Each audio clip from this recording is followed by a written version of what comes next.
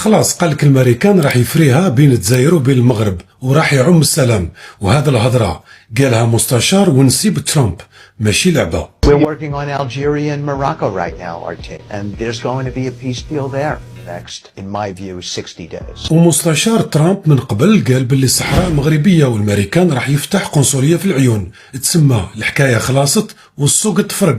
هل ستفتتح الولايات المتحدة قنصلية في الصحراء الغربية؟ أكيد إن شاء الله. هي هذه الصحراء المغربية، يعني إحنا مثل ما بنعرف إنه الرئيس ترامب أكد على سيادة المغرب على الصحراء. على حساب واشنطن راح يفريوها بيناتنا مع راس العام الجديد. وتخيلوا واش راح يصرى في جونفي 2026. تنوض الصباح وتفتح السوشيال ميديا تلقى كل المواقع اللي كانت تسب تبخرت، وتلقى القلوب دايره حاله وخاوه في كل بلاصه. محللين الاستراتيجيين اللي كانوا صدعونا بالعدو المشترك يوليوا يحكيوا على الماضي والمصير المشترك، ويولي القفطان والطاجين والكسكسي والراي تراث مشترك. والصحفيين اللي كانت خدمتهم يشحنوا بين الناس يخرجوا يطلبوا سماح ويقولوا غلطونا. الطيران المغربي يولي يحلق فوق سماء الجزائر، والغاز يدفق في الانابيب عندهم.